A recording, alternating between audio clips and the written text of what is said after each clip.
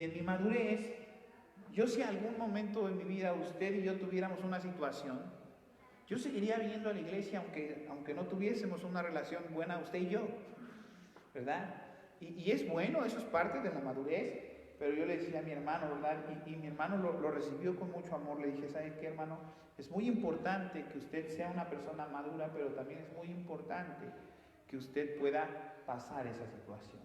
Porque usted no puede seguir viniendo a la iglesia, está enojado, ¿verdad que no? Entonces, aunque usted diga, pero pues a que al fin yo no voy a ver al hermano, ¿no? Usted viene a ver al hermano también, hermana. Ahora digan amén. Usted viene a ver a Dios, tiene su comunión con Dios, tiene una relación personal con Dios, pero ¿qué cree, hermano? También viene a ver al hermano. Y lo va a saludar, y lo va a topar, y lo va a abrazar, y no lo puede evitar. Entonces, eso es muy importante que espiritualmente nosotros podamos ¿qué? Pasar, porque eso habla de la madurez que como cristianos hemos alcanzado. Amén. Que pase lo que pase, el enojo que podamos cada uno de nosotros llegar a tener, lo importante es que nosotros que pasemos. Entonces, primer punto, usted viene a la iglesia porque el propósito que Dios edificó su iglesia, su cuerpo, es para que usted sea edificado. Al mismo tiempo, dice la Escritura en Corintios, si alguno de ustedes tiene palabra, ¿verdad? Si alguno de ustedes tiene que dar alguna palabra a la iglesia, usted también sirve de edificación para la iglesia. O sea, no solamente usted se edifica, sino que usted edifica la iglesia. Veíamos hace 8 días lo importante que a veces tú puedes decir, es necesario que yo vaya a la iglesia porque hoy tal vez voy a saludar a una persona, a un hermano, y voy a poder orar por él, voy a conocer su petición, o tal vez esa persona va a poder orar por mí. Es muy importante, entonces tú te edificas y también al mismo tiempo edificas. Es importante entonces esa parte. Y el día de hoy vamos a tocar el ministerio de la iglesia, como tal, así, el ministerio de la iglesia es el título. Y quisiera que abrieras tu Biblia en Lucas capítulo 6, versículo 26. En el libro de Lucas, en el capítulo 6,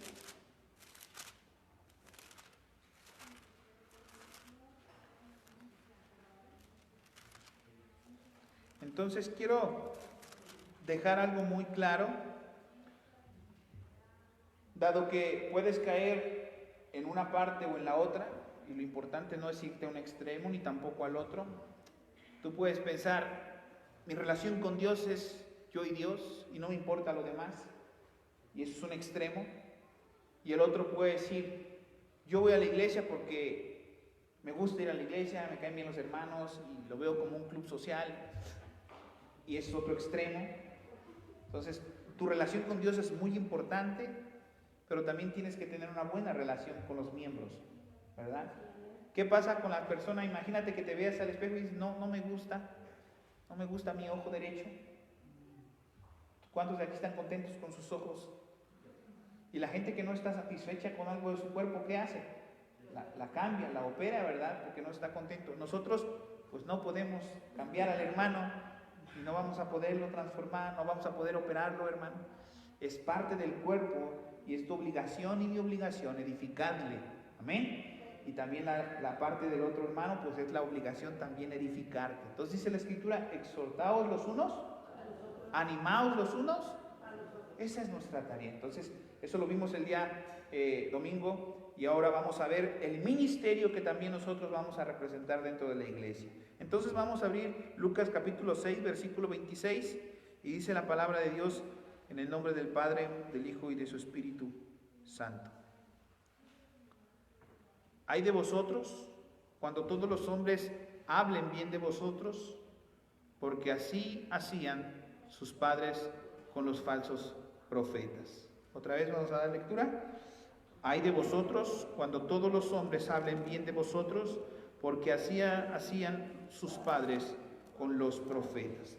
Ahora vamos a regresar al versículo 20 para poder entender un poco el contexto, y dice la palabra, y alzando los ojos hacia sus discípulos decía, bienaventurados vosotros los pobres, porque vuestro es el reino de Dios. ¿Quiénes son dichosos? ¿Quiénes son bienaventurados?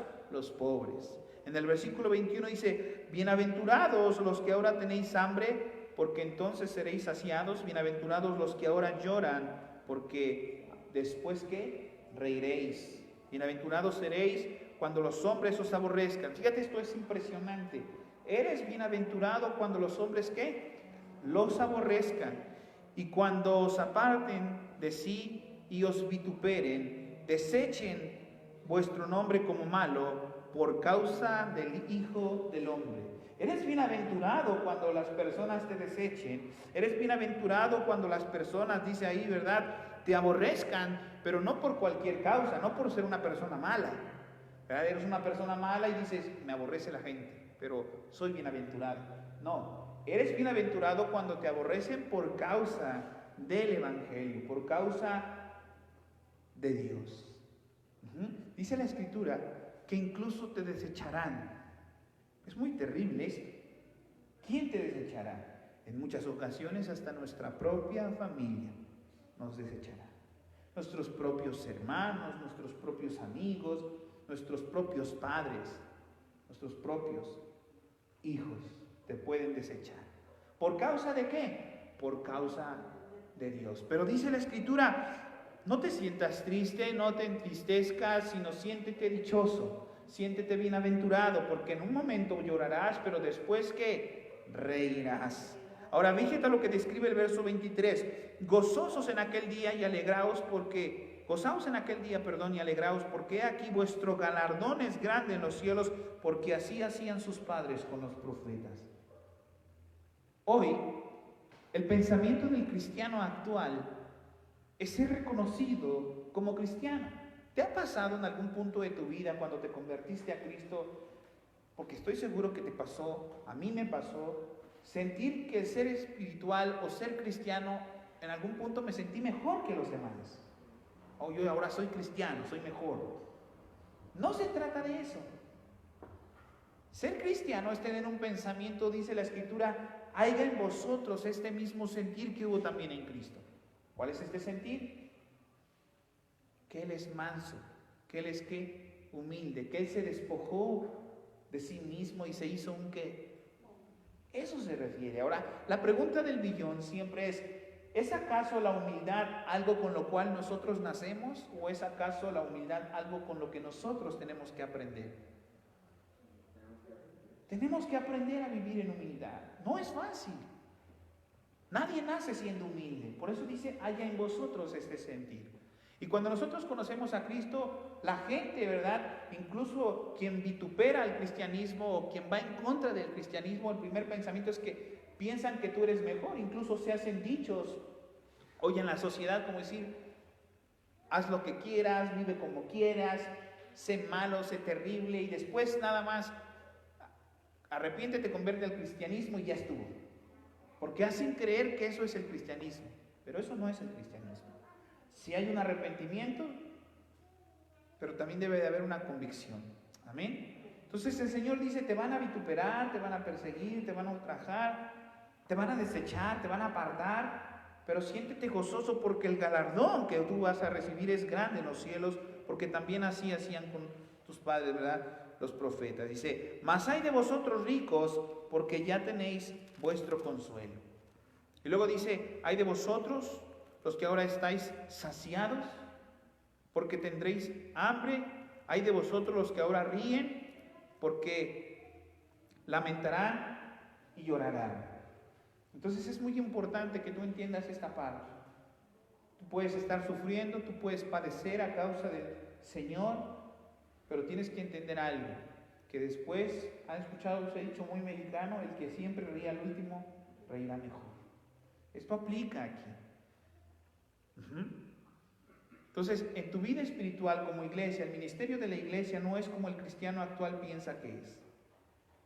Es ser famoso, el cristiano, ¿verdad? Ser amado por todos. Venga usted, acérquese a la iglesia y todos sus problemas se le resolverán. Usted pasará de una tristeza a una alegría. Hermano, usted no sabe, desde que yo llegué a Cristo, ya no sufro, hermano. Así se promueve el evangelio hoy en día. Después llegas a Cristo y dices, ¿qué pasó? Firmé el contrato, ¿verdad? Las letras pequeñas me dijeron que todo esto tenía que pasar. Tribulación, hambre, necesidades, dolor. Que me iban a desechar, que no me iban a querer, que tengo que dejar esto, que tengo que dejar lo otro, porque eso es lo que a Dios le agrada. Y entonces te das cuenta que el evangelio que te dijeron no era verdad. Porque ese es el pensamiento. Queremos atraer a la gente a base de ¿qué? De mentiras, de engaños. Tanto que la Escritura describe que hay gente que sigue a Dios, ¿verdad?, por las viandas. Jesús lo tuvo que decir también. Ustedes me siguen porque los alimento. Pero nosotros los que estamos aquí y los que perseveraremos hasta el final, dice la Escritura, Pablo describe: yo he aprendido en contentarme cualquiera que sea mi situación, cualquiera que sea mi necesidad. Cuando tengo mucho no me vuelvo loco y cuando tengo poco no lamento, ¿verdad?, ni reclamo, porque he aprendido en contentarme, y conmigo en contentarme, porque Dios tiene control de todas las cosas. Ese es el ministerio de la iglesia: permanecer en paz e inquietud cualquiera que sea nuestra situación. Tú y yo tenemos que permanecer en quietud, confiando en Dios. Amén. La iglesia siempre debe estar entonces, hermanos, en polos opuestos a los del mundo. La luz y las tinieblas no tienen un compañerismo entre sí. ¿Y qué concordia, dice la Escritura, tiene Cristo con Belial, según Corintios 6:16? ¿Qué concordia hay? ¿Qué hay de igualdad entre la luz y las tinieblas? Por eso es que la iglesia siempre debe ir en contra al mundo. ¿Estamos? El mundo practica esto, el mundo piensa esto, el mundo actúa en esto. ¿Y cómo nosotros debemos de pensar? Diferente al mundo, siempre a la contra del mundo. Dice la Escritura, ¿verdad?, también ahí: no os unáis en un yugo desigual con los incrédulos, porque ¿qué compañerismo tiene la justicia con la injusticia? ¿Qué compañerismo hay entre la justicia y la injusticia? ¿O qué comunión la luz y las tinieblas? ¿Qué concordia Cristo con Belial? ¿O qué parte del creyente con el incrédulo? ¿Y qué acuerdo hay entre el templo de Dios y los ídolos? Porque vosotros sois el templo del Dios viviente, dice la Escritura, como Dios dijo: habitaré y andaré entre ellos y seré su Dios, y ellos serán mi pueblo, por lo cual salid en medio de ellos y apartaos, dice el Señor, y no toquéis lo inmundo. ¿Qué dice la Escritura?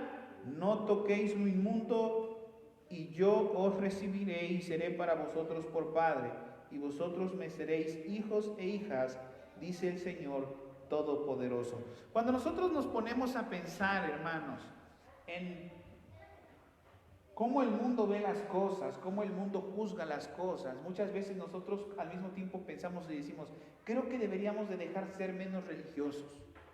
Ese es el pensamiento. Pero no te dejes engañar, hermano. Lo que es santo, es santo. Llegó el momento donde la Escritura nos describe que esto sucedería, que llegaría al punto donde el hombre a lo malo le llamaría bueno, y a lo bueno le llamaría malo. Y un punto muy interesante, ¿verdad?, es que cuando tú te expreses en cuanto a lo que el mundo está abrazando, cuando tú pongas tu punto de opinión y el punto de vista que Dios tiene hacia alguna situación que el mundo esté abrazando, tú vas a ser desechado. Un ejemplo muy radical es ahora la homosexualidad. Si tú expresas tu punto ante esto, la gente te dirá: no, estás mal. En cuanto a la idolatría, expresas tu punto en cuanto a la idolatría, ¿y qué te dirá la gente? Si tú expresas tu punto ante cualquier cosa que el mundo abrace y que crea en verdad. Ahora, tenemos que reconocer que ciertamente en la antigüedad había una religiosidad terrible. Y te quiero decir algo que es verdad. Se ha asesinado mucha gente en el nombre de Dios, pero Dios jamás mandó a asesinar a nadie. Es lo mismo que hoy resulta con esta famosa religión muy conocida del Islam. Pero hubo un momento donde la Iglesia católica asesinaba a la gente. Bastaba decir, fulano de tal es brujo, es hechicero, ¿y qué hacía? Basta meterse a los estudios, estudiar la historia, las grandes cruzadas. ¿De qué se trataba? Asesinar en el nombre de quién. Y hoy entiendo la molestia de la gente, créeme, yo entiendo la molestia de la gente. Entiendo que la gente piensa que ser cristiano es ridículo, que ser cristiano es algo que ya pasó de moda, que ya Dios no existe, que se asesinó en el nombre de Dios a mucha gente y que este Dios no recibe esto, que no pide el otro, y etcétera, y etcétera. Pero tú y yo entendemos que nunca Dios dijo que se asesinase a nadie. Y que la culpa de todo lo que se le implica a Dios no es de Él, sino es del hombre. Dice la Escritura, ¿de quién es la mancha? Nuestra es la mancha y no de Él. Y entiendo la molestia de la gente, entiendo la molestia de la juventud, entiendo la molestia de tener un pensamiento erróneo de Dios. Pero ¿sabes quién le dio ese pensamiento erróneo a esa gente de Dios? La misma gente que en su religiosidad juzgaba. Yo no voy a decir que apruebo el homosexualismo, porque Dios no lo aprueba y yo tampoco puedo aprobarlo.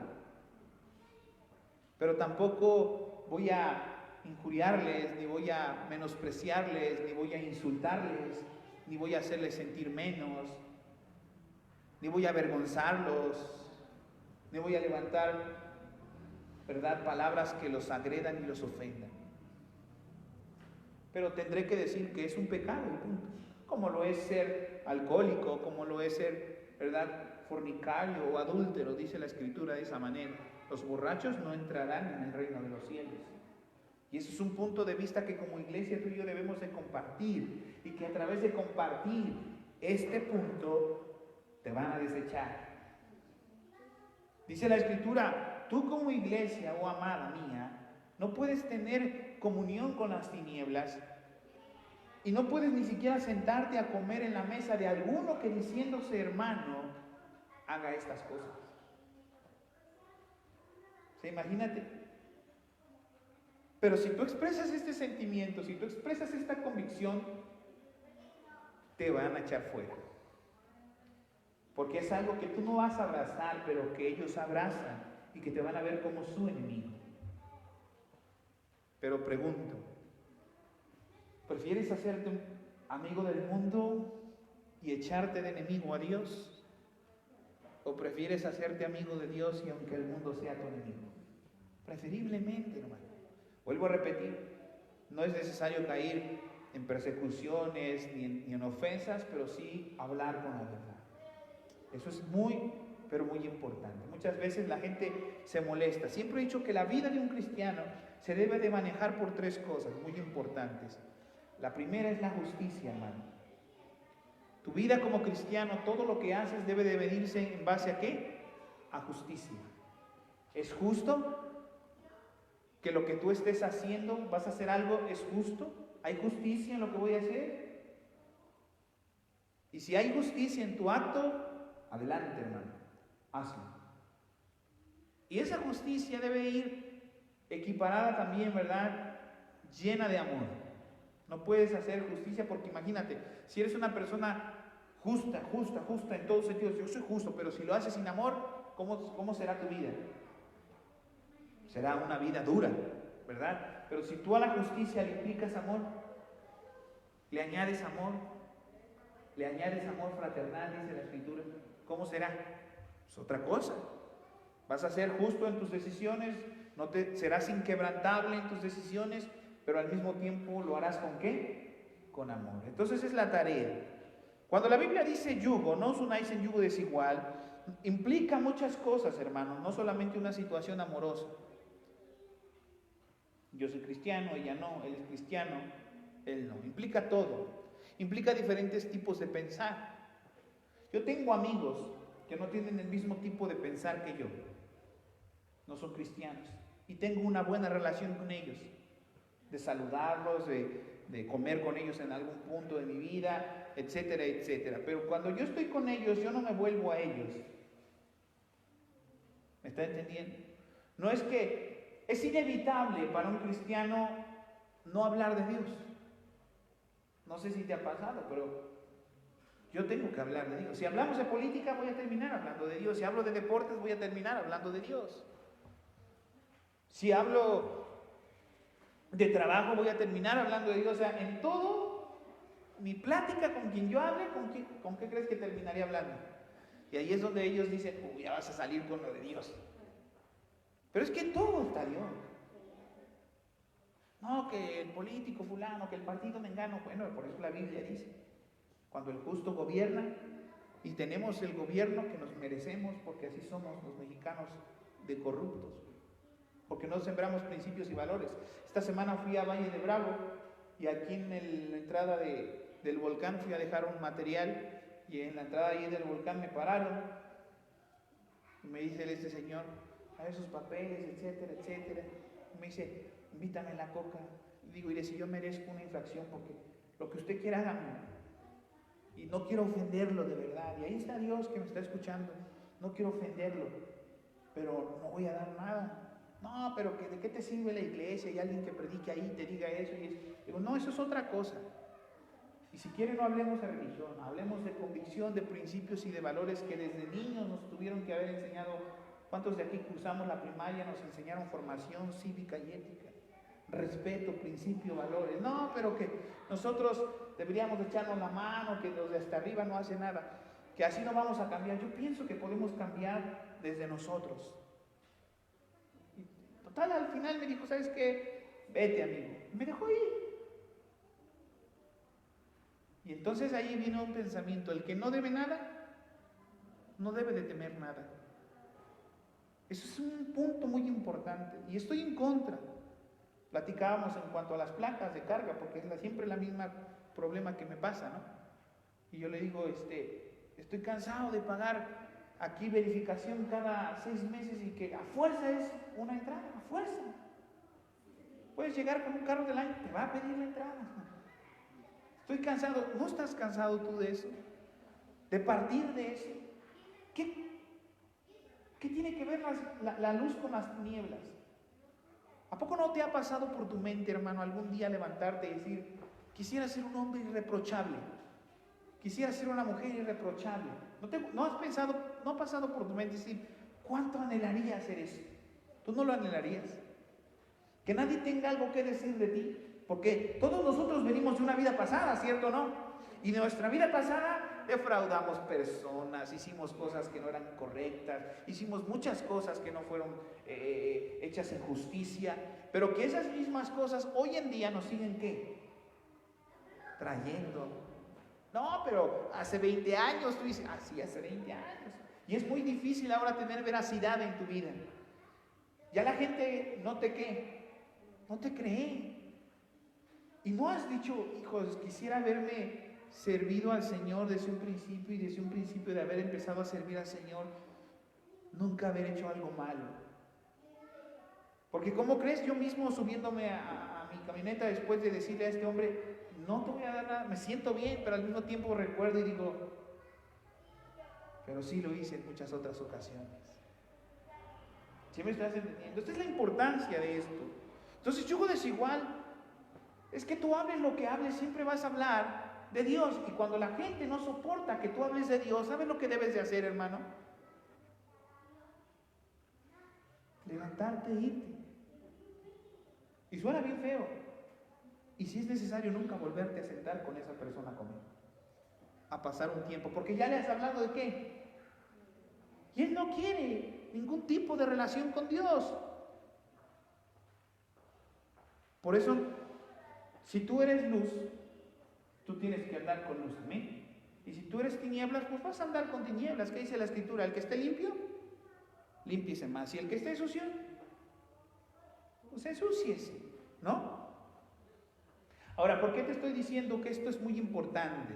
¿Por qué te estoy diciendo que esto es demasiado importante para que tú puedas entenderlo?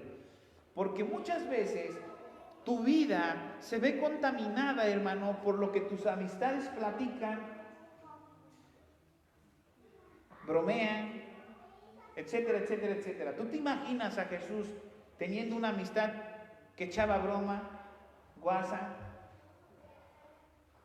bromitas pesadas, indirectas. ¿Tú te imaginas a Jesús conviviendo en eso? ¿Por qué tú sí? ¿Por qué tú sí tendrías que participar de ello? Llámese como se llame, hermano. Llámese como se llame. Tío, primo, abuelo, como se llame, hermano. Y cuando tú actúes en esa veracidad en tu vida, ¿qué crees que va a pasar con tu tío, primo, abuelo, todo eso? Te van a desplazar. Es parte de ello. La iglesia, hermanos, debe ser la conciencia del mundo. Eso es la iglesia. Hablamos hace unas semanas atrás acerca del tema de la conciencia. ¿Cuántos lo recuerdan? La conciencia o te acusa o te justifica. Y la iglesia debe ser la conciencia del mundo. La iglesia debe estar también definida en el cumplimiento de su rol, de manera que llegue a ser la antagonista del mundo, para que los que están fuera de Jesucristo puedan reflejarse en la iglesia. ¿Cómo el mundo sabrá que está haciendo algo malo si no hay algo que le refleje lo que es verdaderamente hacer lo bueno? Esta persona que me decía, cállate con un dinero, ¿cómo sabe que existen personas que son inquebrantables en sus principios si no hay quien se lo diga? Y discúlpeme, le decía yo, no quiero ofenderlo, no es mi propósito, pero eso está mal. Pero si todos por el temor de que no, ahorita te llevo y le hablo al tránsito y es retención de vehículo. No, pues sí, ten. Bueno, pues ya, ni modo. Son 2,500 la multa. Ni modo, ¿qué hago? Ya. 2,500 la multa. Porque muchas veces ni siquiera conocemos de leyes, hermano. Nos espanta la gente. Y por el temor a eso, ¿qué? ¿Cómo sabrá esa persona que existe gente que realmente sí es inquebrantable a sus principios? ¿Cómo sabrá eso? Yo trabajé en una comercializadora hace muchos años de abarrotes y vi cómo uno de mis compañeros de trabajo, mientras descargábamos un camión, se robaba una caja de mayonesas grandes y se las metía en una tienda abajo donde nosotros trabajábamos. Y yo me quedé así porque yo acercaba la caja y él la regresaba. Yo agarraba otras cajas, las ponía y le volvía a acercar la misma caja y él la regresaba. Entonces en una de esas la agarró y se fue y regresó y me quería sobornar. Nos toca de a tanto. Y yo le dije, no, te llamabas. Me bajé del camión, fui con mi patrona, ¿verdad? Y le dije, ¿sabe qué? Fulano.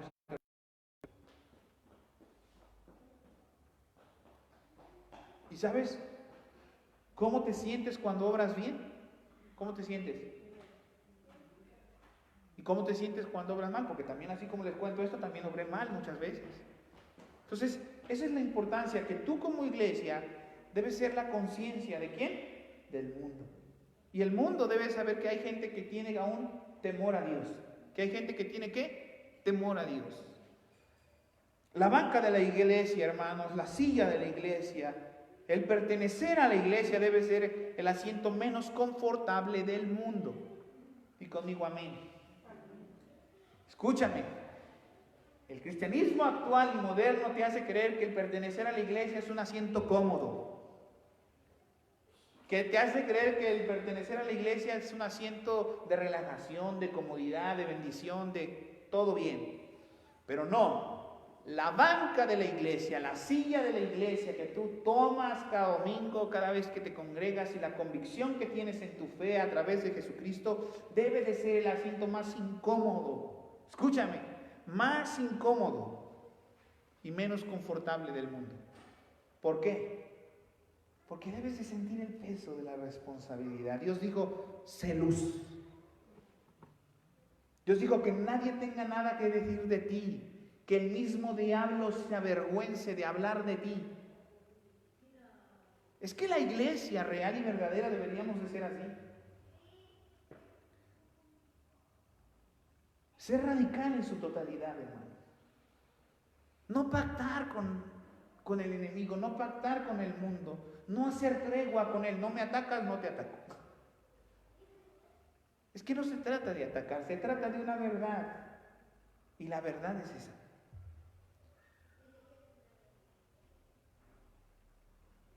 Podrán decirme que estoy mal, podrán decirme que estoy loco, podrán golpearme, pero no me van a hacer retractarme de que eso es pecado, punto.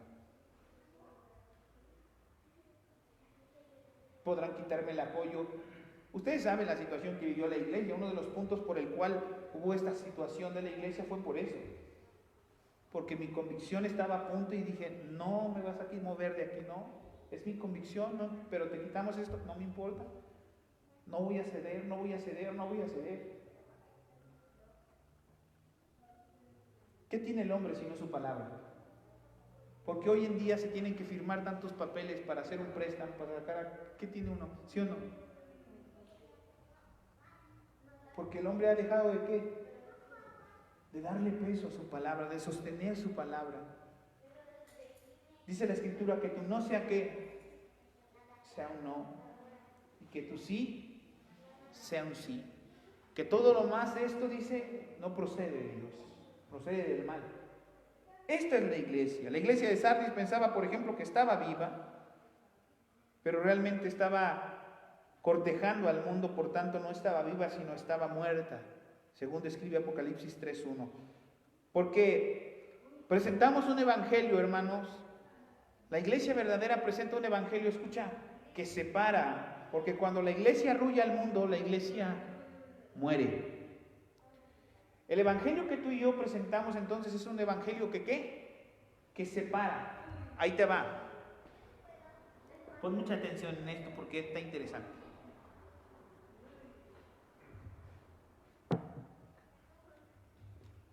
Todas las parábolas que Jesucristo habló, cuando describe que el reino es semejante a, haciendo una comparación, tienen que ver con separación. Di conmigo separación. ¿Por qué el evangelio es un evangelio que separa? ¿Por qué?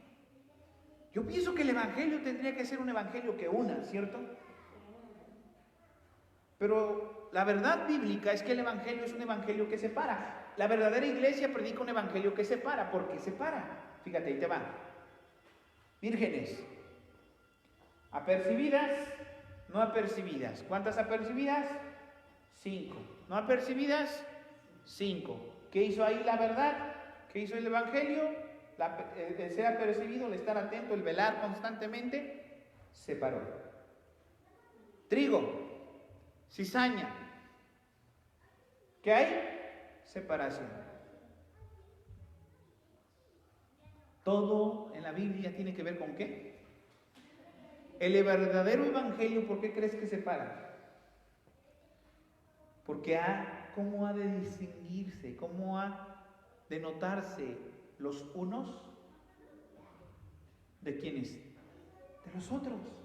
Las actitudes, puede haber muchos cristianos en el mundo, pero dentro de esos mismos cristianos debe de haber una separación.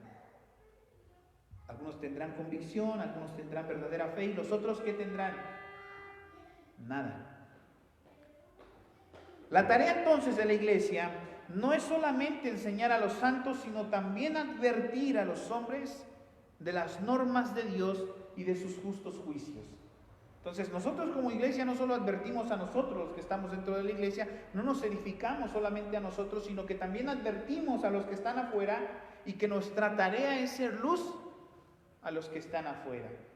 Imagínate esto, echémosle un poco de pensamiento político a esta situación.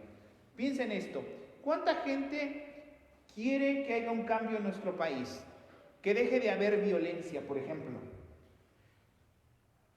Porque el mayor problema es que siempre cada presidente que está al frente se le cuestiona tantas muertes en lo que va de su sexenio. ¿No? Y siempre están equiparando ahí. No, pero el otro presidente en su primer trimestre, en su primer año, en lo que fue de su sexenio, fueron tantos, y ahorita estamos sobrepasando. ¿Y usted cree que el presidente que esté ahí va a cambiar eso algún día? No lo va a cambiar. Entonces, si como iglesia decidimos brillar en medio de esa oscuridad, yo les he platicado y lo platicamos hace 8 días, ¿qué sería lo primero que nosotros tendríamos que hacer? Formar una generación diferente. Nuestros hijos tienen que tener un pensamiento diferente. Y si hoy soy una persona que no comparte el participar de caer bajo una presión de una autoridad y sobornos, yo debo de enseñar a mis otras 4 hijas a que tampoco caigan, y entonces ya no seré uno, sino que ahora seremos 4. Es la única manera de cambiar esta nación. Que la iglesia haga su trabajo y que no solamente nos edifiquemos nosotros como iglesia, porque hoy la iglesia se ha encerrado en medio de 4 paredes y aquí cantamos y aquí adoramos y aquí hablamos la verdad y aquí vamos en contra de lo que no es bueno, pero cuando tienes que hablar afuera, cuando tienes que vivir afuera, nos volvemos al mundo y no volvemos a hacer lo que deberíamos de ser. ¿Qué implica la muerte? Dijo un hombre en algún momento de su vida: hermanos, si yo hablo eso, estoy seguro que moriría, me matarían. Y entonces este hombre lo miró fijamente y le dijo: pues ve y muere. Pero si la iglesia se agazapa y lo único que busca es querer encontrar una empatía con lo que el mundo dice, participar de las cosas que el mundo dice. Me dice mi esposa: la maestra dijo que tenemos que hacer esto y esto y esto para estas fechas de esto. Le digo: dile a la maestra que no lo vamos a hacer. Y nunca me han obligado a mí en la escuela a hacer algo que no quiero.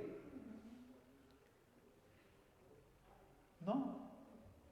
¿Pero qué? Pero no, vivimos por eso tenemos la garantía de tener un estado laico. Y de que aquí se puede profesar lo que usted quiera. Pero ahora quieren implantarnos ciertas tradiciones a fuerza, metiéndolas como un sistema educativo, ¿verdad? El pensamiento de que el niño no nace niño ni la niña nace niña y meterlo como un sistema educativo, y eso no. Con mis hijos no tienen ningún derecho, ellos pueden hacer con sus hijos lo que ellos quieran porque ellos son sus padres, pero con los míos no. Y voy a defender mi derecho desde el púlpito o desde la calle, si es necesario. Lógicamente ya no podré hacer esto con mis hijas. Ellos tendrán que defender su propio derecho el día de mañana, pero es mi obligación y es mi responsabilidad defender lo que es Dios en la familia y lo que representa a Dios en la familia y qué representa a Dios como familia. Amén. Aunque tenga que morir, aunque tenga que ser vituperado, aunque tenga que ser insultado, aunque tenga que ser menospreciado. Los que han estado con nosotros a través de transmisiones, algunos de la iglesia, han visto los insultos que pueden llevarme. No me interesa, seguiré hablando lo mismo, seguiré diciendo lo mismo. Son cosas que no me afectan en lo más mínimo, porque no me interesa la opinión del mundo, sino lo que Dios tenga en pensamiento de mi vida. Y que si yo he robado, y que si yo hago esto, que si yo soy hipócrita, que si yo agarro la Biblia y la tuerzo y que predico textos fuera de contextos, si yo soy culpable, que venga el juicio. Pero no temerle a lo que el mundo... ¿Sabes cuánto tememos a lo que el mundo dice? Mucho. Tenemos mucho temor a lo que el mundo nos diga, a sentirnos menospreciados, a que no te inviten a una fiesta de tu familia. ¿Te sientes triste? No, hermano, eso... que ya pasó el tío, el primo y no te habló. Pasa nada, hermano. No pasa nada. Porque dijimos al principio, la silla de la iglesia, la banca de la iglesia debe ser el lugar más ¿qué? Incómodo, el lugar menos confortable, no lo contrario. Y esto implicará tener una verdadera fe. ¿Y sabes que eso ayudaría a qué? A que el evangelio que verdaderamente predicamos, ¿qué? Separa. Se distingue quiénes son y quiénes no son. Entonces la tarea de la iglesia no solamente es enseñar a los santos, sino también advertir a los hombres de las normas de Dios y de los justos juicios de Dios. No estamos siendo justos o fieles al llamado de Dios si todo lo que hacemos es anunciar la vida abundante. Ahora bien, la salvación es una dimensión grande, eso lo sabemos y también lo predicamos. Pero en algún momento hemos tenido que proclamar que el hombre es un pecador. Todos los hombres son unos pecadores, yo también. Y que su pecado, el pecado del hombre, lo mantiene apartado de Dios. Y lo único que puede acercarnos a Él y reconciliarnos con Él es ¿qué? aceptar que primeramente somos pecadores y que no merecemos nada. Leía hoy en la mañana un post de una persona y decía, todos los que irán al infierno, y se burlaba, porque no, lo escribió sarcásticamente. Los borrachos no entrarán en el reino, los adúlteros no entrarán en el reino, los que dicen mentiras no entrarán en el reino, los que roban no entrarán en el reino, y pone muchas cosas. Ciertamente la Biblia dice que no entrarán en el reino. Y entonces él ponía como sarcasmo, por último, estoy seguro que nadie entonces del mundo entrará, no sé por qué la gente piensa lo contrario. Pero ahí le faltó algo explicar. Que dice la Escritura que todo aquel que cree en Dios y se arrepiente, ese sí entrará al reino. Y es lo que le digo, el concepto erróneo que la gente tiene de Cristo lo tiene porque la iglesia se ha callado en hablar el concepto erróneo. Tienen razón, es muy difícil entrar al reino. Tan difícil que Jesucristo dijo, es más fácil que un camello cruce por el ojo de una aguja que un rico entre al reino de los cielos y que un hombre entre al reino de los cielos. Si los justos con dificultad se salvan, ¿no lo dice la Escritura? Tienen razón, es muy difícil. Pareciera que ninguno de nosotros podría entrar al cielo. Y nosotros no entraremos al cielo por lo bien que nos portamos. Nosotros no entraremos al cielo ni creemos en ese paraíso porque seamos justos y correctos. No, nosotros entraremos porque hemos creído primeramente que no lo merecemos.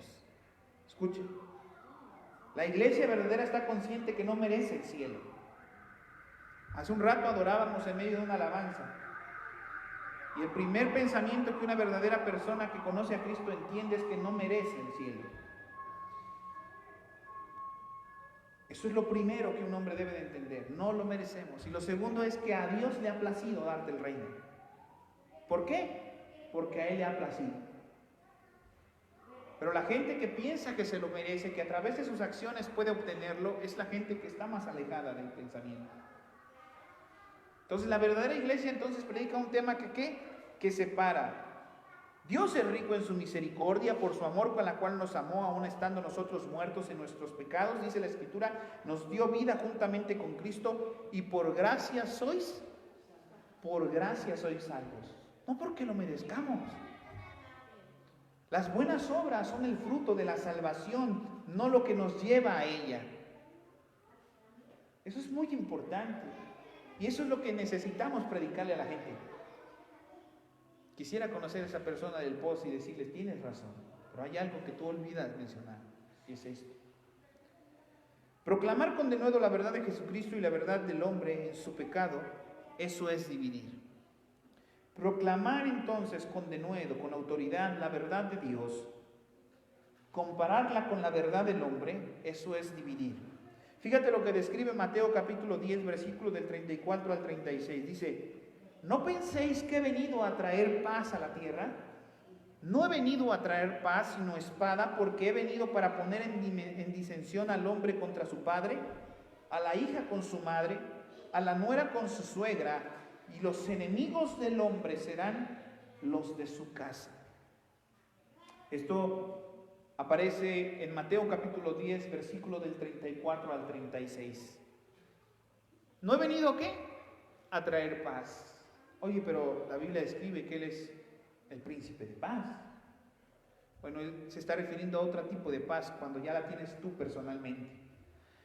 La paz no se refiere a que tú tengas paz ahora sí que con todos los hombres, aunque ciertamente la Biblia dice, mientras en tus manos esté tener paz con todos, tenla. Pero si la gente te aborrece por la causa de Dios, gózate. Si la gente te odia y tiene guerra contigo por esa causa, no pasa nada. ¿Quiénes serán los enemigos? Según describe el versículo, los de su propia. ¿Te has encontrado, hermano, que a veces tu cónyuge es tu enemigo? Yo le he dicho muchas veces a mi esposo, sí, escúchame, no quiero que te identifiques, no es algo que te quiero dar a identificar, pero muchas veces nos pasa. Yo era esa cosa que frenaba a mi esposa a servir a Dios. Yo era así como, no vayas. Domingo, quédate, vamos a ver una peli. Y mi esposa agarraba y se montaba a mis 3 hijas en la carriola y se iba. Y al mismo tiempo eso me hacía sentir mal, ¿eh? Porque decía, ¿qué van a decir los hermanos? Que la vean llegar a ella sola con las tres niñas. Y es inevitable, porque no van a decir que no, que si llegaras a venir solo a la iglesia, lo primero que los hermanos te dicen, ¿y su esposo? Así como diciendo, mi mamá se enojaba, decía, cuando éramos niños, ¿verdad? Jóvenes, iban a la iglesia, mi madre, ¿verdad? Con mi hermano, y alguno de los hermanos le decía, ¿y su hijo Abel? Se enojaba, llegaba enojada yo ya le dije, no me pregunte, él ya está grande y él sabe lo que hace. Se enojaba mi mamá. Entonces, eso me hacía un poco de culpabilidad dentro de mi corazón. ¿Cómo es que yo empecé a ir a la iglesia? Porque mi esposa me obligaba, ¿vale? No me obligaba de llevarme de la mano, ni que no te voy a dar de comer, ni nada de eso, no. Lo que hacía es, se iba y me dejaba una carga moral dentro de mi corazón. Yo le agradezco a Dios por la vida de mi esposa, porque fue un punto en mi vida donde se quebró. Escúchame, muchas veces fui a la iglesia y solamente iba por ir. Predicaba el pastor y yo escuchaba por escuchar. Y en su momento solamente iba por una carga, ¿qué? Les dije, simplemente moral. Pero en alguna predicación algo pasó, hermanos. Algo se quebró dentro de mí. Y recuerdo la predicación. El pastor decía, y Pedro decía, tú lo sabes, Señor. Y Jesús le decía, Pedro, ¿me amas? Y Pedro contestaba, te amo, Señor. Y cuando dice, tú lo sabes, ese día algo cambió en mi vida. Ese día ahí no pude resistir estar en la iglesia. Algo penetró tan dentro de mi corazón que agarré y salí corriendo a mi casa. Iba conteniendo el llanto por todo el camino, porque no soy un hombre que se quiebre fácil. Abrí mi puerta, entré a mi casa y me solté a llorar, a gritar. Era como si Dios en ese momento me estuviera diciendo a mí, ¿me amas? Y dentro de mi pensamiento yo decía, sí, lo amo. Y la segunda vez, ¿me amas? Y dentro de mí digo, sí, lo amo. Pero la tercera vez que Pedro le contesta a Jesús es un poco hasta dudando de su propio amor. Porque dice, ¿por qué por tercera vez me tiene que preguntar Cristo si lo amo? ¿Será que acaso no estoy diciendo la verdad? Eso fue lo que pasó por mi mente en ese momento. Porque yo sentía que amaba a Dios. Pero en ese mismo momento algo empezó a taladrar mi mente y mi corazón. ¿Y esto qué crees que era? Que mis actos, mis acciones, mis actitudes no mostraban que yo amara a Dios. Y entonces terminé diciéndole, tú lo sabes. Yo creo que te amo, pero al final tú lo sabes. Y si no te amo como piensas o como debería de amarte, quiero amarte de esa manera. Y no resistí en el culto, agarré y me salí, fui a mi casa, lloré. Y ese día algo se rompió. Yo por eso estoy siempre a favor de que vengas a la iglesia aunque no sientas nada. En algún día algo se va a romper. Algo sucederá. Pero ese es el evangelio que separa. ¿Sabes dónde están todos aquellos amigos que andaban conmigo, que me hablaban? ¿Saben dónde están? Se separó. Me encanta ahora convivir con las personas de mi fe, platicar con ellos, saber sus necesidades, enterarme de sus logros, de sus luchas, de sus tribulaciones. Es importante entonces entender que es bueno cuando te separas. Necesitas volver a tu origen, hermano. La iglesia verdadera de Jesucristo entonces no es una institución religiosa que acoge a todo el mundo. La verdadera iglesia de Jesucristo no acoge a todo el mundo, como mucha gente piensa. El cuerpo de Cristo, apartado para Dios, así lo dice la Escritura, apartado para Dios, escogido de parte de Dios, en unión y matrimonio exclusivo con Cristo y redimidos mediante la fe. es especial. Pocos son los que entrarán por la puerta. Pocos son los que caminarán ese camino, porque la silla es incómoda. Porque no cualquiera quiere renunciar a todo. Piensa en lo atractivo que es el mundo. Piensa en lo atractivo. Hoy en la noche, a las 2 de la mañana, yo estuve despierto desde las 2 de la mañana, no he dormido hasta ahorita, porque tuve una situación terrible en la noche, un tormento muy terrible. Pensamientos, angustia, desde las 2 de la mañana. Me fui durmiendo como a las 6, más o menos, sonó el despertador de mi esposa, le dije, me voy a tratar de dormir media hora, me despiertas, ¿no? ¿Por qué? Porque yo no estoy ajeno a lo que tú también sientes. Tengo ansiedades, hay pecados que rondan mi mente. Cuando nosotros venimos de una vida de pecado, de repente el pecado vuelve a tocar a tu puerta. Y dice la Escritura que cuando Cristo viene a tu vida y te limpia, deja una casa que es tu alma, tu corazón, limpia. Y que después, los demonios que fueron sacados de tu vida, entonces después de rondar, dice que después vuelven a su casa, que es tu vida.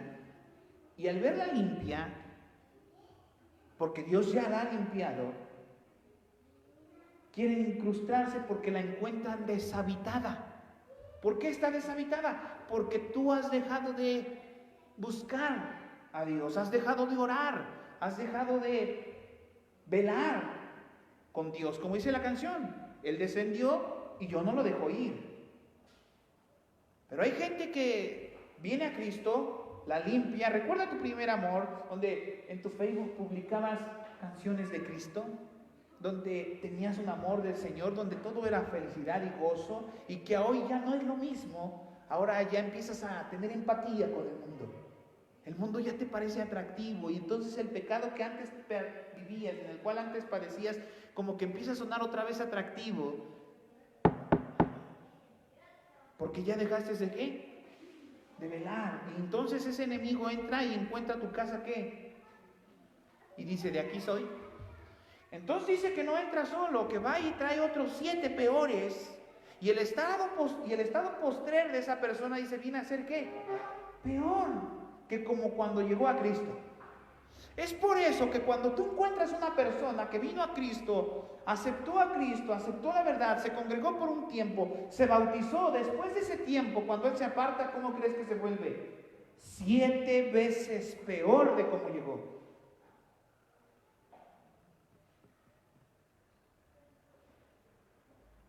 No lo digo yo, lo dice Dios. Si antes llegaste mentiroso, ahora mientes, ahora insultas, ahora eres violento, ahora eres borracho, ahora eres adúltero, ahora eres una... Te vuelves peor. Porque dejaste de ¿qué? De velar. Esta es la iglesia de Cristo. Ninguna persona fuera de esa redención puede ser parte de ella. Ninguna persona puede ser parte de la iglesia fuera de la redención. La demanda para la iglesia y nuestra labor como pueblo es advertir a los que han recibido a Cristo. Créeme, he visto de todo en la iglesia. Gente que se duerme, gente que está en el teléfono, gente que sube los pies a la cama, gente que se arrastra, gente que no está atenta, gente que desprecia y menosprecia el mensaje. He visto de todo en la iglesia, gente muy interesada, gente muy concentrada, gente que se estira, pero ninguno que no ha sido limpiado y renovado por su mente. Escucha, la mente tiene que ser renovada. No puede pertenecer a la iglesia de Cristo. Y es por eso que la Biblia dice, vi grandes y vi pequeños en el juicio de Dios. Es tu obligación como padre guiar la nueva generación para ser parte de esa iglesia, hermano. Porque si no, tú mismo lo estás llevando al infierno. Amé la disciplina de mi madre, siempre la amé. Era dura, fuerte, no era incómoda. En algún punto de mi vida me pareció hasta tediosa. Odié la iglesia, hermano. Créeme, te hablo de mi corazón. Yo odié la iglesia. Era un martirio para mi vida. Hoy la amo. Porque tuvo que haber ¿qué? Un cambio de mentalidad, un cambio de entendimiento. Yo no sé, a los 13, 14, 15, 16, Puedes traerlo arrastrando si es necesario, pero tráelo. Porque en algún punto de su vida algo cambiará. Es así, hermano. No siempre fui contento a la iglesia, pero hoy estoy contento. Entonces, ninguna persona fuera de esa redención puede ser parte de ella. La demanda de la iglesia, nuestra labor como pueblo, es advertir a los que han recibido a Cristo, advertirles con amor, advertirles del peligro, del terror del Señor. Esa es nuestra tarea. Hay un peligro inminente. Yo no sé tú, hermano, pero no me puedo imaginar a mi hija ardiendo en el infierno. Pero eso es una realidad. Yo no podría elegir ninguna de las tres diciendo, Señor, a ver, dame una para el infierno, ni una.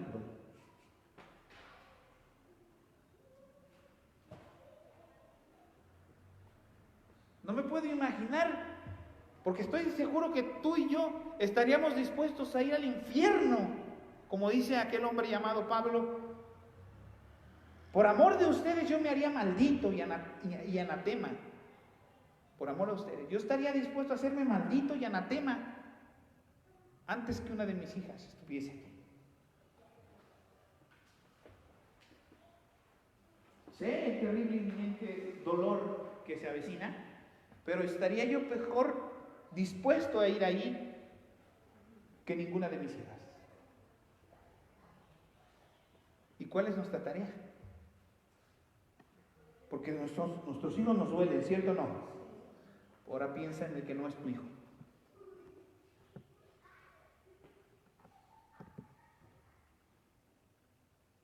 Cuando veo a la gente, constantemente tengo mucha plática con mucha gente a través de las ventas, platico con ellos, me cuentan sus necesidades. Créeme que he ido a comprar muchas veces muebles donde me he sentido mal, porque hay gente que vende esos muebles por su necesidad. Nunca se me va a olvidar una vez que fuimos a una casa donde compré un comedor, donde la gente, ¿verdad? Cuando me llevaba al comedor yo veía su necesidad, vi su casa. Y yo siempre pierdo, hermano, yo no soy bueno para los negocios. Porque yo viendo su necesidad digo, no, pues le voy a dar tanto. Y ya no gano. Y luego digo, ¿dónde habrá quedado toda la ganancia? Así soy. Y he visto gente comprar su mueble con tanta alegría porque me complace también gente dice, ay, qué bendición, estuvimos ahorrando para un mueble así. Déjenos lo más barato, no me alcanza. Y pierdo. No me dé lo del viaje, se lo llevamos gratis. Pero fíjate, nos dolería llevar a nuestro hijo al infierno, ¿cierto o no? O sea, a veces lo estás llevando con tu actitud, hermano, con tu falta de firmeza. Preferiblemente que mis hijas me aborrezcan por el resto de su vida, pero mi verdad y la verdad de Dios la van a oír de mi boca todos los días. Siempre he dicho que lo peor que podemos hacer es consentir el pecado. Esa es la luz de la iglesia. 17 años, cuando mi madre me corrió porque no soportó apapachar mi pecado en su casa. ¿No quiere? No. Vámonos. ¿Cómo? Mi mamá me va a aventar a los leones. A los leones, vaya y sobreviva. ¿Sabes cuál es el pecado de la iglesia? Apapachar el pecado de los hijos. Somos incapaces de predicar una verdad bíblica a nuestros propios hijos por temor de que nos aborrezcan. Pero ¿por qué eres así, papá? Pero no entiendes, los tiempos cambian. No. El infierno sigue siendo el mismo. No cambia. El infierno no se hace menos infierno al paso de los años, ¿no? Es el mismo. Y la verdad sigue siendo la misma. Prefiero ser un hombre que aborrezca ¿Usted cree que el día de mañana, si me toca padecer una situación como esta, no me dolerá mi corazón? Pero si es necesario, hermano.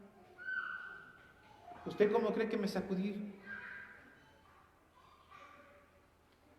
¿Usted cree que yo tenía tiempo para andar pecando ya después? Hermano, era trabajar y comer.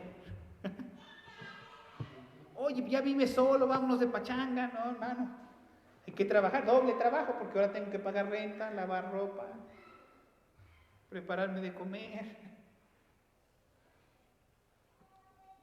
En lugar de hacerme más borracho, me hice más trabajador. Ya vivía solo, tenía la oportunidad, pero es que ya no, mi mamá ya no me lavaba, ya no me hacía de comer, ya no me daba casa, ya tenía que pagar renta. ¿Te das cuenta cómo la responsabilidad crea al ser humano? Pero si tú apapachas, tú proteges, tú dejas que él siga haciendo la maldad. Aborrecí a mi mamá, yo les he platicado la historia, mi mamá verá la predicación y lo sabrá. Yo veía a mi mamá cada lunes a veces, y cuando me la topaba le decía, buenos días, doña Inés. Y eso sí la saludaba, ¿eh? ¿Usted cree que yo la quería? No, hombre. Yo la veía con indiferencia. Porque mi mamá no crea que era de abrazos y arrumacos, no, era dura. Entonces, pero me amaba. Sé que me amaba porque cayó enferma a través de todo eso. Pero no se quebró. Eso es lo más importante. ¿Usted cree que no me va a doler padecer alguna situación, algo de mis hijas? Me va a doler. Pero espero a Dios y ruego a Dios no quebrarme. No quebrarme.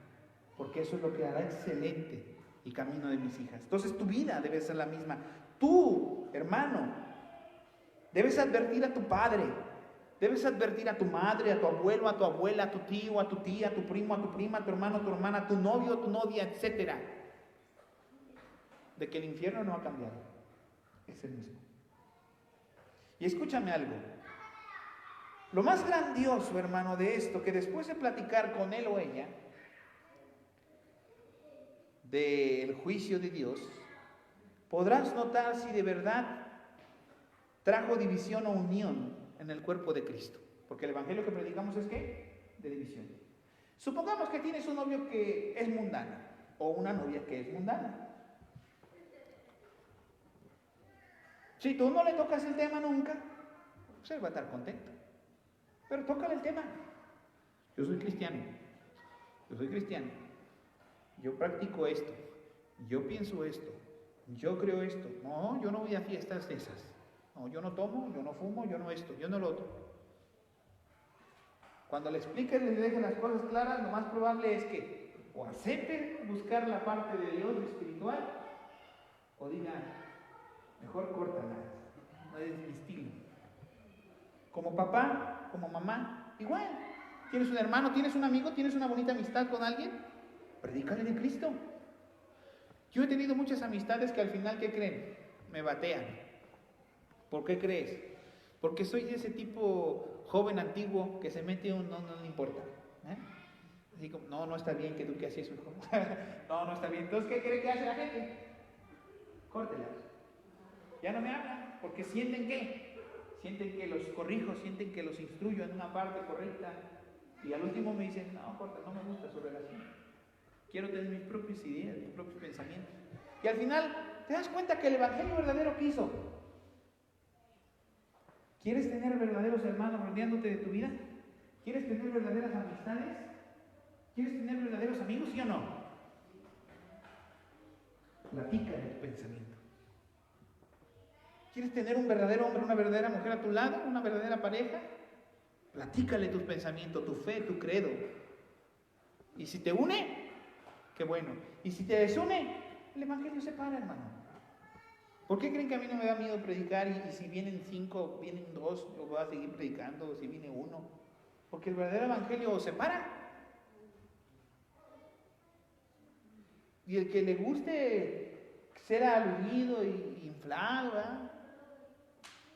Se sienta cómodo con lo que se predique, pues va a buscar un lugar donde hablen cosas bien bonitas, donde lo pase yo ahorita a Aarón, a ver Aarón, tengo palabra para ti, dice el Señor esto y dice lo otro, ¿verdad?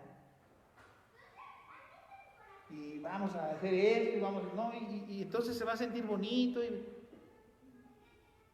Entonces, ¿qué hace la gente? Pues va a esos lugares, dice la Escritura. La gente tiene comezón de querer oír lo que quieren oír, y eso oyen, ¿sí o no? Usted no me va a obligar a mí a escuchar a fulano de tal cuando a mí me gusta fulano de tal, ¿cierto o no? Y entonces, porque Jesucristo vivió algo parecido, los discípulos se van, Señor, se van. Las palabras son duras. ¿Qué dijo el Señor? Tampoco estás a la fuerza, Pedro. Te puedes ir con ellos. ¿Y qué dijo Pedro? No. Digo, yo estaba pensando que tal vez podías bajarle. ¿Verdad? Pero no es para que lleguemos a extremos. Yo aquí me quedo porque ¿a dónde iré? Donde haya palabras. Escucha el significado. ¿A dónde iré? Donde haya palabras de vida. ¿Palabras de qué? El consejo y la instrucción que tú das a un hermano, exhortándonos, a tu propio hijo, son palabras ¿para qué? Para vida. Tú le das algo a tu hijo, pero le das palabras de vida para que lo use y lo emplee con responsabilidad también. Y por eso Pedro dice, ¿a dónde iré donde haya palabras de vida? Las palabras que yo les predico, creo y pienso que la Biblia me ha enseñado que son para que usted tenga vida. El problema, hermanos, es que vivimos en una generación que ya no aman las palabras de vida. Entonces Jesús es causa de división. Voy a terminar. Nuestro texto entonces es una advertencia a los que piensan que están cómodamente atrincherados en la iglesia, pero en realidad no lo están. Esta no es una advertencia para los que están dentro de la iglesia, sino para los que están fuera también.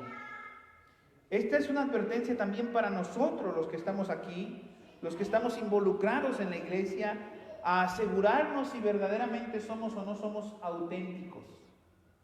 ¿Eres auténtico en tu fe, hermano? ¿O pactas de vez en cuando? Les voy a leer esto. Cito: había un hombre ciego en un puente en Londres, quien estaba leyendo su Biblia en braille, lo que se lee con los dedos.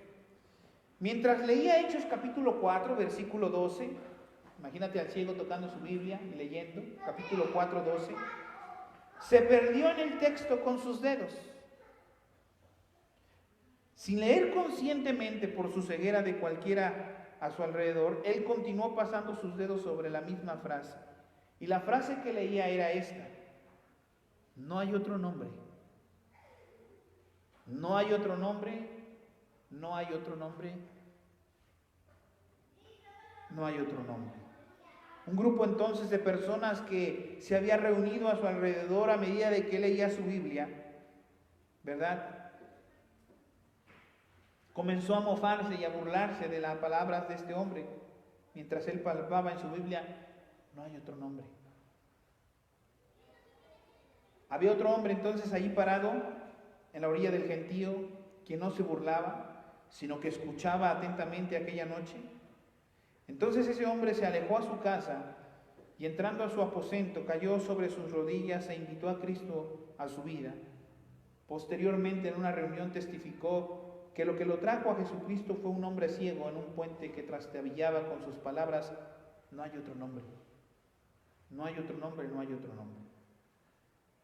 El solo a través de la fe personal en el Señor Jesucristo es lo que nos llevará a poder entrar al reino. Lo que para otros era burla, para él fue un impacto. No hay otro nombre. Y escúchame, hermano, no hay otro nombre. No hay otro. No hay. Hay gente que pone su fe en el pastor, que pone su fe en su denominación, que pone su fe en el apóstol, que pone su fe en su comportamiento, en sus buenas obras, que pone su fe. No hay otro nombre en el cual podamos ser salvos, sino solamente en el nombre de Cristo.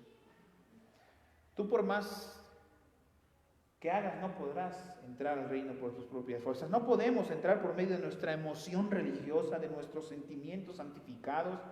Solo mediante la sangre preciosa de Jesucristo la profesión de labios no es válida. Tiene que haber obediencia, ¿no? Amén. Pensamientos y obras no es suficiente. Ahora llegamos a uno de los conceptos más importantes de la Biblia que representa la palabra conocer. Y aquí voy a abundar rápidamente. Conocer. ¿Qué significa conocer? La Biblia dice que en aquel día el Señor les dirá, no los conozco. ¿Qué implica la palabra no conozco? Lo hemos estudiado muchas veces. Un hombre, como la Biblia describe, Adán conoció a Eva y José no conoció a María hasta después de dar a luz. Eso no quiere decir que no la conocía. ¿Qué implica conocer? Les voy a leer lo que dice Amós. A vosotros Israel solamente he conocido. Ahora, ¿es Israel la única nación de la cual Dios tiene conocimiento? No. Él conocía a todas las naciones, conoce a todas las naciones. ¿A qué se refiere Dios cuando Él dice, a Israel solamente he conocido? ¿Qué está diciendo Dios cuando dice, a Israel he conocido? ¿Por qué Dios le dirá a aquella gente, no los conozco? No es que no los conozca. Lo que realmente le está diciendo, no tengo una relación íntima contigo. La profesión de labios no es suficiente. Debe de haber una relación. Mucha gente alrededor del mundo que tiene una relación con Dios de labios, pero no una intimidad. Y Dios quiere que tú tengas una intimidad. ¿Cuál acto más sublime existe en el matrimonio si no es la intimidad? ¿Usted me va a decir que disfruta más sentarse a comer con su esposa? No. Ahora, un acto de intimidad me refiero a conocer todo de ella, a que ella conozca todo de ti. ¿Me está entendiendo? Eso es cuando Dios dice, entonces vendrán muchos en aquella... ¿Cuántos vendrán? Y dirán, y el Señor les responderá, no los conozco. O sea, sí los conoce, pero no los conoce. Suena raro, ¿verdad? Los conoce de nombre, sabe sus actos, sabe sus hechos. Y si acaso tiene duda, el Señor dirá, a ver, habla los libros, ¿está su nombre? No, no los conozco. Fíjate la impresión. Tú no puedes recomendar lo que no crees, hermano. Tú no puedes recomendar lo que no conoces. Tú también tienes que conocerle a Él. ¿Sí me está entendiendo? El cristianismo no es una formalidad, el cristianismo no es una religión, es una relación de amor personal con Jesucristo. ¿Tiene usted esa relación de amor con Dios? Yo no le faltaría el respeto a Dios en lo más mínimo. ¿Usted sabe qué es lo que más me molesta de una persona cuando yo hablo con él? Que esté lidiando en otra cosa.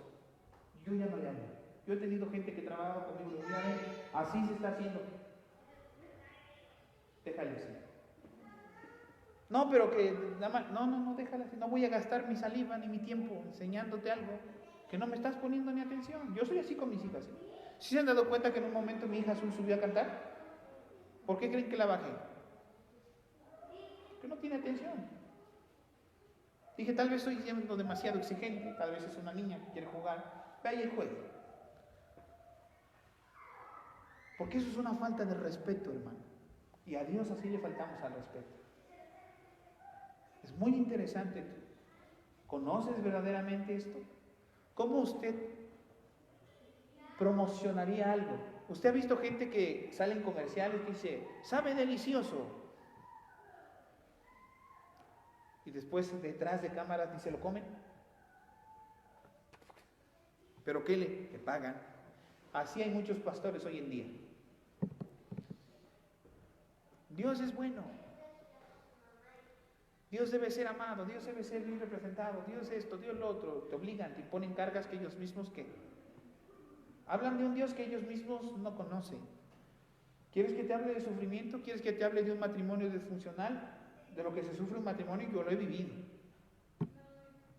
¿Quieres que te hable de necesidad económica? Hermano, no me vas a venir a mí a enseñar de necesidad económica. Yo he vivido necesidad económica. Me vas a venir a enseñar cómo sobrevivir a una situación de crisis dentro de tu matrimonio, dentro de tu economía, dentro de tus padres como hijo, dentro de alguna situación de pecado. No, porque hemos que vivido. Siempre le he dicho, puedes mostrar tus marcas y decir, yo he estado allí, he pasado por ahí. Mire, ¿veo esta? También estuve allí. Esa es la bendición que como iglesia tú puedes serle a la gente. Cuando vayas a la gente, no, ¿usted cree que yo voy a creer en Dios? ¿No está viendo cómo me pasó esto, me pasó lo otro? ¿Y tú qué le vas a decir? Permítame tantito, déjeme enseñarle. Yo ya estuve allí. Y ahora estoy aquí. ¿Estamos? Tu hijo se estresa. 12 años se estresa, hermano. Yo le digo a mis hijas, no, hija, no llegues a los 30 porque te vas a morir. Se vuelve loco con la tarea. Me encanta ver a mis hijas cómo se estresan. Quiere tener la presión de la casa, de los gastos. ¿Sí me está entendiendo? Y encima de tus copias, todo uno tiene la presión. ¿Sí me está entendiendo? Gente que estamos criando una generación que o camina o masca chicle, hermanos. Porque las dos cosas se tropiezan. Digo, vas a caminar conmigo, quítate el chicle y tíralo, porque no la haces para las dos cosas. O sea, no se puede así crear una generación. La iglesia y el cristiano deben ser luz en todas las áreas, hermano. El mejor estudiante, le he dicho a mis hijas, los mejores. ¿Usted cree que a mí me va a mandar un mensaje a la maestra? Porque yo tengo el grupo de la escuela, no meto ni un mensaje, pero lo tengo, hermano. Señora Tamar, faltan las tareas de Jimena.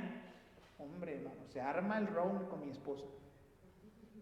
Porque usted cree que la maestra de Jimena o de Griselo, de las 4, saben que somos cristianos, porque encima cuando hagan esto, no, porque somos cristianos, tenemos otra fe. Y después con la carota de vergüenza, ha de cumplir con sus tareas. ¿Sí me está entendiendo? O sea, debe de haber coherencia, ¿no? Y mi esposa me mete carrilla las copias. La tarea, ayúdale. Ahorita tenemos una tarea pendiente acabando el culto, quedamos de terminarla. El cristiano debe ser excelente, hermano. Testimonio, vaya. Trabajador, cristiano, puntual. Amén. No chirgo. No. Chirgo no. Chirgo el mundo. ¿Estamos? Dice la Escritura, todo lo que hacéis, hacedlo ¿para quién? Para Dios. Todo, hermano. Debemos ser excelentes en todo sentido. Y debemos de criar a nuestros hijos a que sean, ¿qué? Excelentes. Testimonio. Es importantísimo, hermano. De otra manera no ganamos al mundo. El mundo nos está llevando, hermano. Los mundanos tienen más pensamiento filosófico que uno. Cultura. Es triste toparme con jovencitos que no tienen cultura básica. Es increíble. Es muy importante entonces, hermano. No tienes a tu hijo solo de Biblia y Biblia. No. Háblele los ojos del mundo también. Yo hago eso con mis hijos. Mis hijos saben muchas cosas. Mis hijas, yo les enseño música hasta mundana, hermano, para que sepa quién es él. Si va a ser mundano un día, por lo menos escuche música buena, mundana. ¿Sí me está entendiendo? Porque hasta en música mundana hay categoría, hermano. Y me crucificarán por eso. Hermano, está promocionando la música del mundo. Pues fíjese que no la promociono, pero hasta para música mundana hay categoría. Hasta para libros mundanos hay categoría. La bruja y sus 2 escobas. Digo, es mundano, por lo menos va a leer un libro mundano, lea un libro que le proyecte. ¿Sí me está escuchando? O sea, todo esto tiene que ver, hermanos, nuestra vida. Ustedes saben, tenemos que hacerlo. Somos la iglesia de Dios. Amén. Y no podemos ser mediocres en nada, hermanos. No podemos. Que si eres el bolero, pues sé el mejor bolero, hermano. Esfuérzate para hacerlo y dar testimonio. Mientras bolías, decir, no sabes, quiero predicarle de Cristo. ¿Sí me está entendiendo? Siempre he dicho, primeramente eres cristiano y después todo lo que quieras. Soy un cristiano, bolero. Soy un cristiano, etc. Vamos a esa parte. Entonces, no es formalidad, no es un cristianismo, no es religión, no es relación, ¿verdad? Es una intimidad verdadera. Y voy a terminar con esto. Un actor, al final de su presentación, pongan mucha atención a lo que voy a leer. Un actor al final de su presentación, ¿verdad? Después de ser aplaudido por todos los que escuchaban, ¡ah, qué brillante actor! Sintiéndose importante, dijo, para que vean cómo soy tan bueno de improvisar, voy a improvisar lo que usted quiera. Dígame, alguno de aquí, ¿qué es lo que usted quiere que improvise? Y en este instante lo haga. La sala, ¿verdad? En el teatro, nadie se levantó, nadie dijo, a ver. Pero hasta atrás un hombre, ¿verdad? Se levantó y dijo, recíteme el Salmo 23. Y el actor, ¿verdad? Pues conocedor del Salmo, lo recitó. ¿Verdad? Él recitó el Salmo, lo recitó con firmeza, con seguridad. Jehová es mi pastor y nada me faltará. Y le echó entusiasmo. Al final de recitar el Salmo, ¿verdad? Todo el mundo le aplaudió. Fue emotivo. Pero en su corazón el actor quedó encendido con el anciano. A ver, ahora usted recítelo.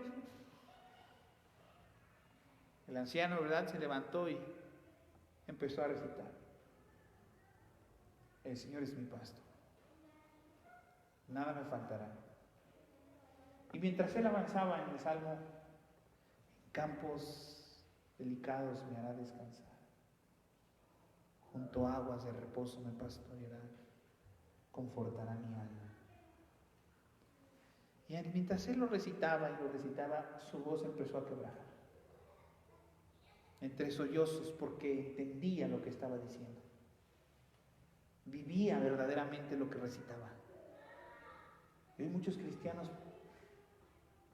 pueden conocer muchos versículos. Yo siempre he dicho, hay gente que se va al infierno sabiendo la Biblia entera. Satanás la conoce. Y hay gente que salva con un solo versículo, como este hombre que escuchamos hace un momento, que solamente aprendió porque un hombre trastabilló y dijo, no hay otro nombre. Cuando terminó de recitar el Salmo, el auditorio quedó en silencio. Pero se oían susurros, llanto, lágrimas en todo el auditorio.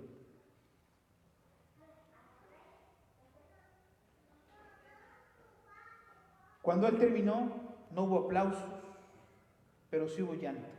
El actor, percibiendo su propia emoción también, al escuchar al anciano se puso en pie y dijo, señoras y señores, yo llegué a sus ojos y llegué a sus oídos.